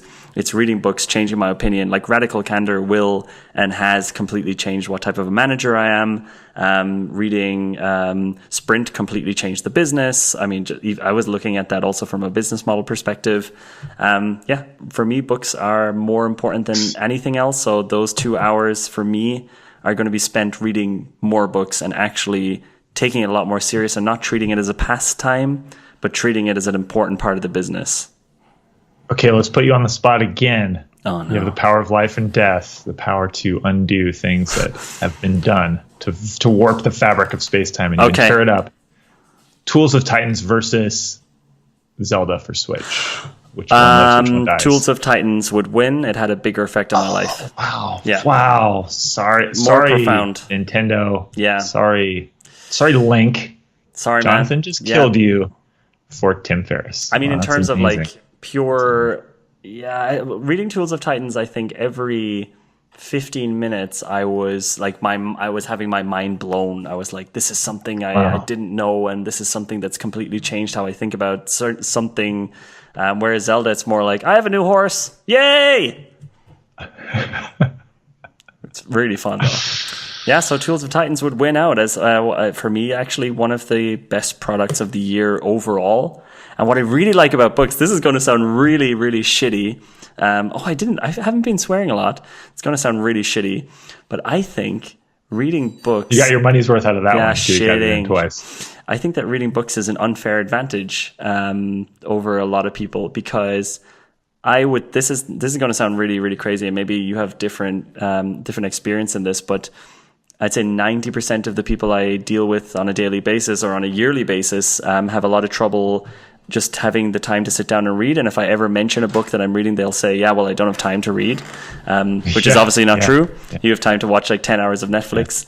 Yeah. And I always feel... from reading the new book that people watch 4 hours of TV shows a day. Yeah, and exactly. Even in Europe, in most countries, it's like 4 or over 3. Yeah. People watch a lot of TV. They do, and don't have time to do stuff. And I do as well. Just so you know, if anyone's listening to this, and I do too. I watch the TV too. Yeah. But if you cut it to an hour, all of a sudden you got a lot more time than everybody else. you're way ahead of everybody. And I also have a tracker on my phone called Moment, which tells me how much time I'm using my phone for. And on average, I spend around 2.5 hours on social media a day, which is disgusting.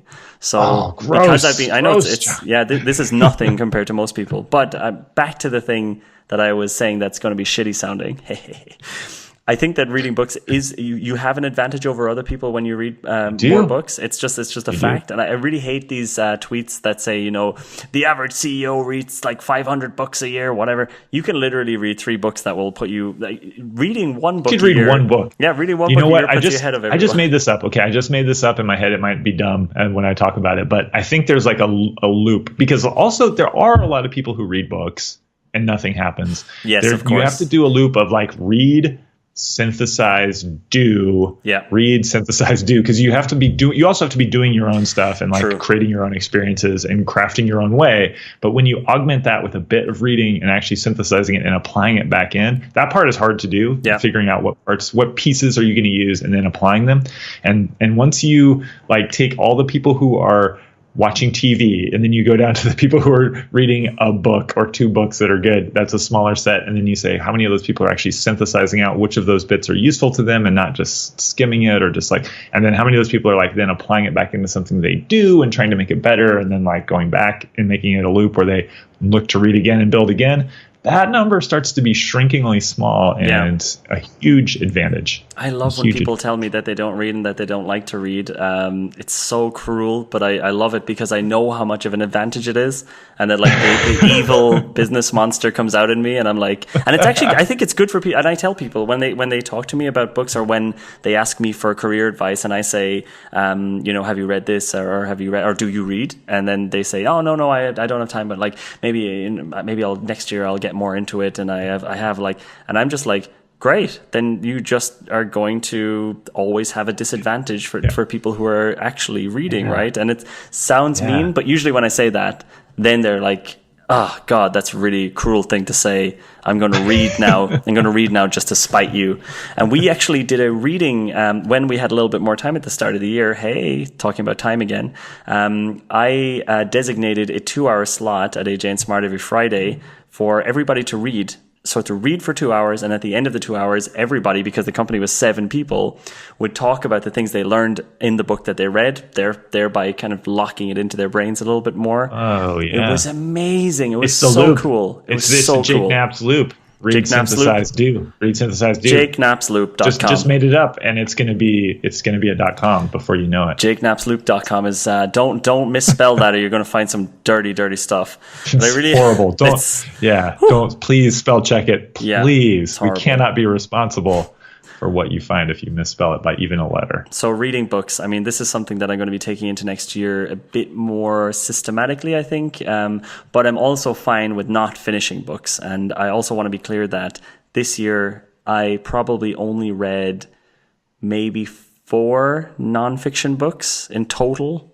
So if you think that I'm reading every single day, and I'm just like this crazy animal, I think maybe 4 to 5. But I have to say, Tim Ferriss's book is like 8 books strapped together. Okay, this is actually a thing that I want to say almost every podcast. I want to say it right now, that there's this culture of like self-improvement gurus and stuff, and like process and all this, like, here's how you can do it, be like me stuff. And Tim Ferriss is the god of this cult. Yes. But there's like a lot of people in there who are really prominent. And if you look at all the stuff they do, there's no way you can do it. It's crazy. You don't like reading these books. If you read, pick up 3 books, and 2 of them are not that interesting, and you skim the beginning, and you're like, you drop it when it starts getting boring, drop it, don't power through. And then you find that good one, you find your power of moments for me, or your tool of titans for Jonathan, and you read it through, and you get those, and you draw out those few. You don't have to read 500 books. No. If you read one and you applied something, the whole design sprint process, about which like I was able to kind of create a career out of it and like spread the idea, is a lot of things taken from like a few books, a few experiences doing this, kind of skimming and being like, oh, getting things done, like processizing the way you work. That's interesting. I'm going to lock away some ideas from that. Oh, like checklist manifesting, lock away some things from that. Oh, like, the IDEO books, Art of Innovation, some interesting stuff there. Lean Startup, interesting stuff there. Like, there's all these books, Getting Real, interesting stuff there. 4-Hour Work Week. There's always like little interesting bits, but that's spread out over the course of like 10 years, 15 years. It wasn't like a new thing all the time. It wasn't like 500 insights a day. It's just like you find like a few good ones. One change in a year can make a dramatic, profound difference. That is really true. Drink from the fire hose. That's really cool. You don't have to. You have to drink from the fire hose. That's what you just have to drink from the drinking fountain. You just have to sip from a Dixie cup once in a while, and you could still be good. I think that it's really interesting that you said that. Not the thing about the Dixie cup, because I have no idea what that is, but I'm just don't say it, because I want to just keep this horrible image in my mind. I find it interesting that you say one change a year can be significant, because what people, and including me, have a habit of doing is trying to change everything at once, right? I'm actually going to get super buff, and I'm also going to, learn how to backflip, and I'm going to do yoga every day, and I'm going to run this business, and I'm going to do a podcast, and I'm going to write, and this is basically what happens to me at the start of every January. And then I figure out that, all of those things start falling apart, and I end up doing none of them. And the way that I found that's actually much better, and for example, when I had trouble just going to the gym and had trouble reading finding time to read, I decided to just do one thing, and that one thing was learning or trying to get up earlier. So just optimizing my system for getting up earlier then had a knock-on effect on everything else once that habit was locked in. And I had always keystone habit, right? That's exactly. It's a keystone habit, exactly. Yeah. And I think that it's important to really you shouldn't feel bad about just changing one tiny thing a year, because otherwise you're just going to keep relapsing. I've never been able to do New Year's resolutions. And then at some point I switched to, I'm just going to try to do one thing. Yeah. And I'm also going to give myself a lot of slack if I don't make it. Yeah. And I'm not going to start off by saying the whole year. I'm going to try it for a month. So I'm like, I need to do this thing every day for a month. But if I miss a day, it's okay. So I haven't, if I miss a day, I didn't ruin the year, right? It's if I missed a day, I'm like, no, I can still, it's okay if I get to 15 days or 20 days of the month. And the month is such a more doable, time frame than the year, but a month is enough to kind of start to cement a new habit. And I still my hit and miss ratio on New Year's resolutions is still probably 50%. Yeah. But those were the ones that stuck were powerful. I mean, one of those for me was writing every day. And I write almost every day since this is now many years ago.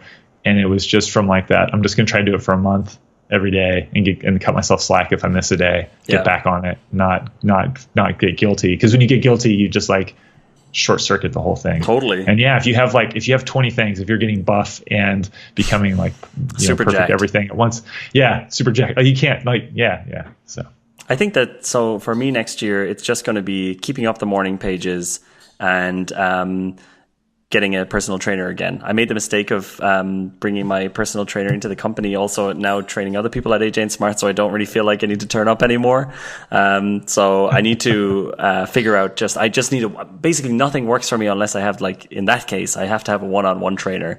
And it's more expensive than I would want to pay, but this is the throwing money at the problem thing. I know that starting now is a good idea, because when I'm 40, I don't want to look back and say, because I'm saying I'll do it next year all the time. I don't want to look back when I'm 40 and not be the Hulk and be like, why aren't I the Hulk? You know that I'm 40. You know that I'm 40. I know, and every time you're like, I don't want to be 40.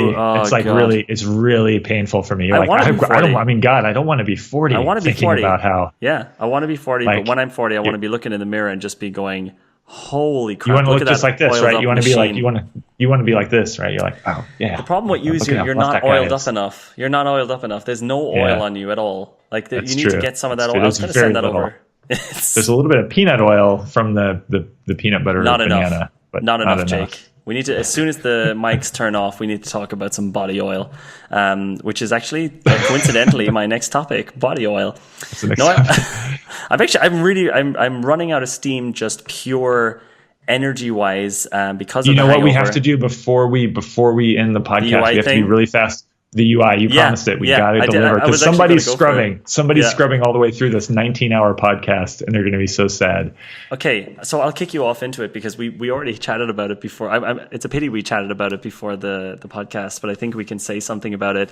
I can't remember, so it'll be like the first time for me. Good. Okay, so this week was the first week in about 2 years that I have been on a project where I was part of the creative direction of the actual look and feel of the product. It's an app. You were directing visual design. I was directing that's visual not design. Something you usually do. Nope, but you were doing it. Very rarely. That's how I started. That's how I got into the industry. But most of the time, So you know how to do it, but you're old fashioned. Your taste is out of date. I hadn't been using the tools in a while as well. Like I hadn't used Figma, and it's whatever. I felt like I was really out of touch, but it was really, really enjoyable. And the last time when I had been working on products was back in the days when there was this huge argument between skeuomorphic and flat design. I don't know if you remember that. Back in the day. Ago. It was like a year and a half ago, but still it was like a year and a half ago. Yeah, exactly. 2 years ago. It was well, the conversation went on for about 2 years, because it was Microsoft with their flat design, iOS, Apple with their super skeuomorphic, meaning that the things look like real life things like leather or whatever. And there was this war between, designers. Oh, God, I was never part of that conversation, by the way. I always found it really dumb, but it was probably what moved me away from wanting to be a visual designer. But this conversation went on for maybe 2 years, and people were discussing things all the time. Should it look like this? Should it look like this? And, flat is the way to go, and skeuomorphic is the way to go, and minimalism and whatever. And now I've come back to the design world, and it's just after being solved. It's done. Like, there's no discussion about this anymore. Basically, Google made material design, and now everything looks like that on every platform. So the basic look and feel of design today in UI design is it's mostly flat, but it has a couple of elements which are raised from the whatever surface they're on and have a little bit of a shadow, like the App Store on iOS, or like Coinbase. You have these cards that are floating somehow. They have a little bit of a shadow behind them. Coinbase. And everything else. I know, Bitcoin. Millennials with your Bitcoins. Man, I'm making some good cash on that Bitcoins.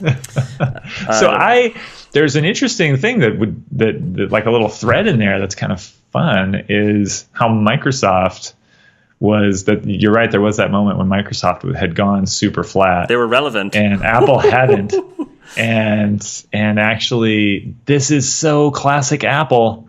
Somebody else does the thing first, and then Apple's like, actually gonna own that and do it our way even better. And now we get the credit, and everybody looks to us. And they did. You're right. They weren't necessarily the first to do flat design. They did it really well on a really big platform in a really big way. Made a big switch. And Apple never went fully flat. You're going crazy. They always had never. They always had Like for example, if you think about Notification Center, it had a drop shadow. There was still they went very flat. You're more into the design. You're going like a few levels deeper than I am. I'm just like the icons got flat. Yeah, exactly. You're like the icons got flat. Apple done. I just want leather. I just want a leather texture. Is it so much to ask for my phone to have leather on it? Come on. I know. Or linen, this gray linen background that every single designer used. I was using it too. Why can't I still have that? I like that brushed. I want brushed steel virtually on the screen. I love the program I'm using to record this podcast. It's called Ecamm Recorder, and it has brushed steel buttons. And you know what? I actually don't care. I really don't care. So actually, I didn't even mention it, but we released our Udacity course last week. Yay! Congratulations, everybody. Good job. And you know what? Besides the fact that it's great, someone sent me a message today saying, "Hey, you guys love the course, but you're using Comic Sans in some of the material."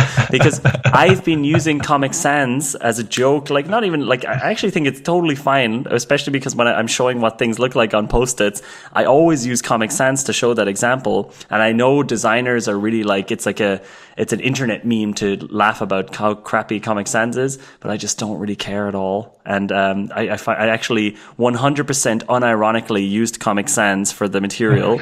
And I don't even think about it anymore. And actually the funny thing is that because I use Comic Sans in my slides for the boot camps that we do, other people in Aj&Smart now take my slides, and Comic Sans starts seeping its way into the Aj&Smart branding unironically, and no one's even like, and then someone calls it out because of the Udacity course, and I'm like, oh yeah, I probably should mention to the people at Aj&Smart that this is like it was kind of a joke. It wasn't my exactly. Own it. I think you should own it. Nobody has created a brand for a design agency using Comic Sans.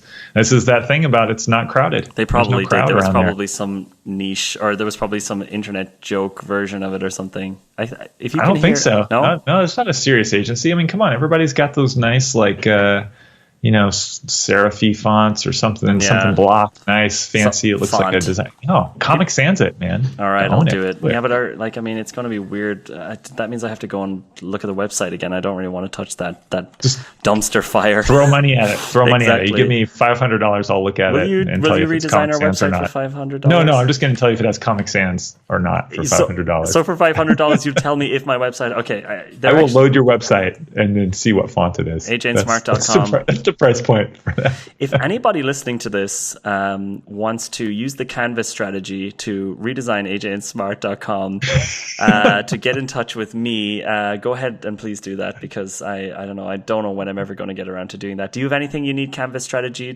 Jake? I'll think about it and get back to you next episode. Ghostwriting the book. What we need a Canvas strategy for is we need to end this podcast. One more episode. Canvas strategy request. Okay. Somebody wants to make the theme song for this podcast, like we talked about at the start. We weren't joking. Do send the theme song to Product Breakfast. PBC at ajsmart.com or PBC. I don't even know. You know what? Just send at JICecream on Twitter and tell me you did it, or on I don't even remember the podcast email address. Productbreakfastclub.com. You can find it there, all the contact details, and we'll use it if we like it. We'll use it, and we'll talk about you in the show, and then you'll be super famous to all the one listeners that we have here. Yeah, there's two. Remember, I have those two friends. Oh who both listen. That's true. That's both really of them. True. Actually, I don't know if they're going to listen again though. That was not clear. I wouldn't listen again. So we talked about design, we talked about product stuff, we talked about our end of year reflections.